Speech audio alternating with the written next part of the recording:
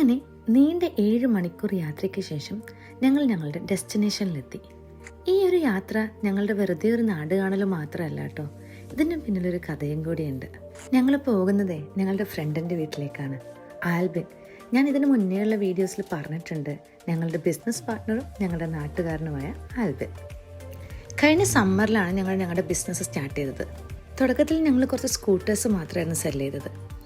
ഇപ്പോൾ ഞങ്ങൾ 1 വർഷം പിന്നിട്ടപ്പോഴത്തേക്കും കുറച്ചൊന്ന് എക്സ്പാൻഡ് ചെയ്തു. ഇപ്പം ഞങ്ങൾ സ്കൂട്ടേഴ്സും ലേഡീസ് ബാഗ്സും അതേപോലെ കുട്ടികളുടെ lunch box, water bottles, colour boxes തുടങ്ങിയ സാധനങ്ങളും കൂടി ഒന്ന് ആഡ് ചെയ്തു.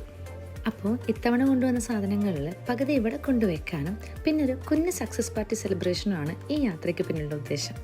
അങ്ങനെ സാധനങ്ങളൊക്കെ ഇറക്കി വെച്ച് വൈകുന്നേരം ആയപ്പോഴത്തേക്കും ഞങ്ങൾ ഓട്ടോവയിലെ മനോഹരമായ നഗരം കാണാൻ ഇറങ്ങിയിരിക്കുകയാണ്.